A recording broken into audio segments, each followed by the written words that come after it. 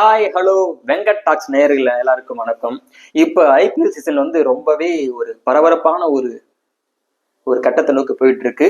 Play ஆஃபுக்குள்ள யாரு போறாங்கன்ற ஒரு பயங்கர காம்படிஷன்ல ஏற்கனவே ராஜஸ்தான், கொல்கத்தா அந்த ரெண்டு டீம் வந்து குவாலிஃபை ஆகி உள்ள போயிட்டாங்க, சேஃப் ஜோன்ல இருக்காங்க. அடுத்து தேர்டு ஃபோர்த் பிளேஸ் யாரு போக போறாங்கன்ற ஒரு பயங்கரமான ஒரு போட்டியில சென்னை, பெங்களூர், ஹைதராபாத் இந்த மூணு டீம் வந்து பயங்கர ஒரு மும்முனை போட்டியில் இருக்காங்க.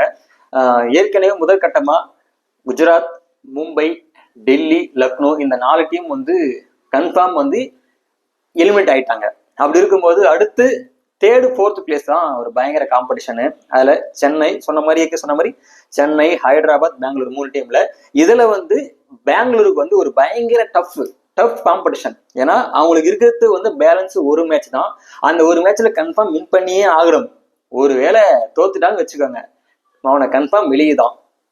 இன்னொரு பக்கம் பார்க்கும்போது ஹைதராபாத், சென்னை. ஹைதராபாத் பொறுத்த வரைக்கும் 12 மேட்ச்ல 7 வின் பண்ணியிருக்காங்க. இன்னும் ஒரு மேட்ச் வின் பண்ணிட்டா கன்ஃபார்ம் உள்ள. ஆனா அடுத்த 2 மேட்ச்ல தோத்துட்டா மற்ற இருக்கிற அந்த பெங்களூரு, சென்னையோடைய வெற்றி தோல்விக்காக வெயிட் பண்ணணும். அந்த மாதிரி ஒரு சூழ்நிலைக்கும் ஹைதராபாத் தள்ளப்படுவாங்க. அதனால ஹைதராபாத் இன்னும் கன்ஃபார்ம் உள்ள போல, சென்னையும் கன்ஃபார்ம் போல, அதே பக்கம் ஆர்சிபியும் போல. சென்னையை பொறுத்த வரைக்கும் 13 மேட்சுக்கு வந்து 7 மேட்ச் வின் பண்ணியிருக்காங்க. இந்த மேட்ச் வர பெங்களூர் கூட வின் பண்ணிட்டா கன்ஃபார்ம் உள்ள. சப்போஸ் அவங்களும் தோற்கும் பட்சத்துல, அதாவது இந்த சென்னை பெங்களூர் மேட்ச்ல சில கண்டிஷன்ஸ் வச்சிருக்காங்க. அதாவது எப்படின்னா, அடுத்து நடக்க போற சென்னை பெங்களூர் மேட்ச்ல ஒருவேளை பெங்களூர் வந்து சென்னை கிட்ட ஜெயிக்கிற மாதிரி இருந்தா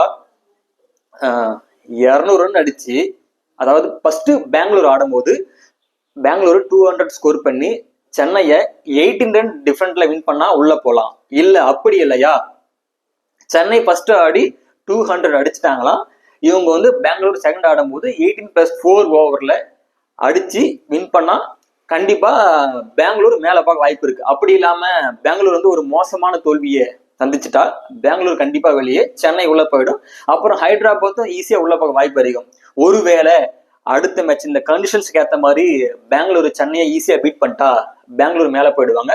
சென்னையை வந்து எலிமினேட் ஆகிறது கன்ஃபார்ம் ஆகாது. அடுத்து ஹைதராபாத்தோடைய இந்த ரிசல்ட்டுக்காக வெயிட் பண்ணணும். ஒருவேளை சென்னை வந்து ஒரு மோசமான தோல்வி பெங்களூருக்கு அகேன்ஸ்டா வந்துருச்சுன்னு வச்சுக்கோங்க, பெங்களூர் மேல போயிட்டாங்க.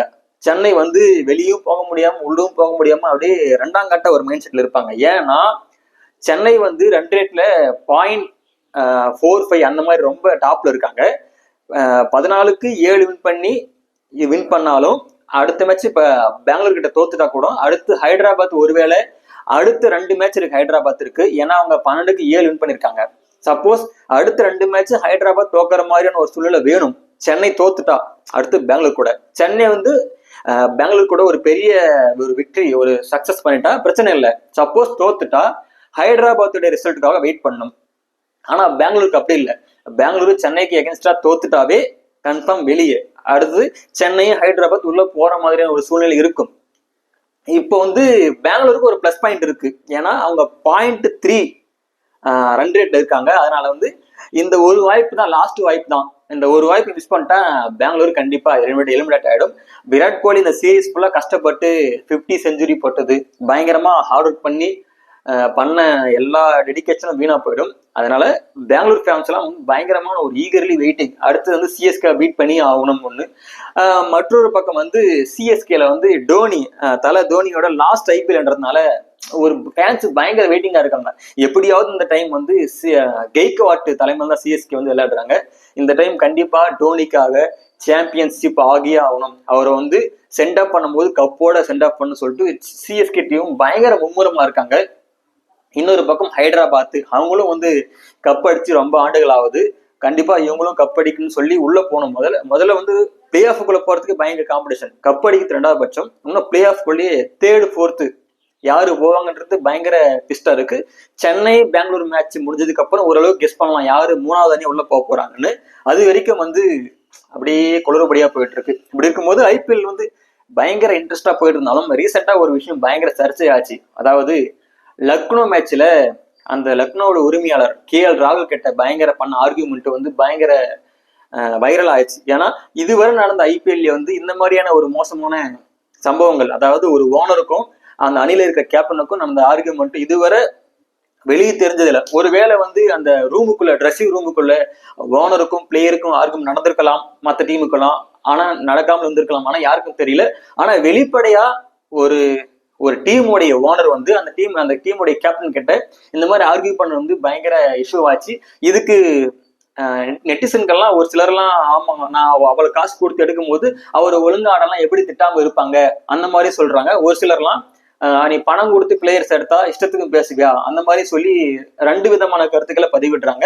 உங்களுடைய கருத்து என்ன அதை பத்தி?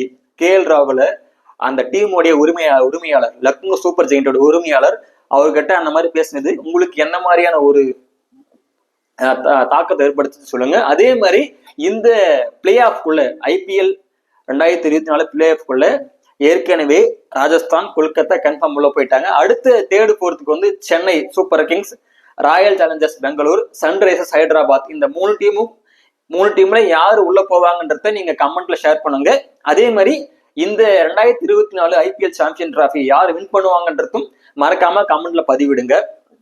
இந்த வீடியோ பிடிச்சிருந்தா லைக் பண்ணுங்க, கமெண்ட் பண்ணுங்க, மறக்காம ஷேர் பண்ணுங்க. நன்றி, வணக்கம்.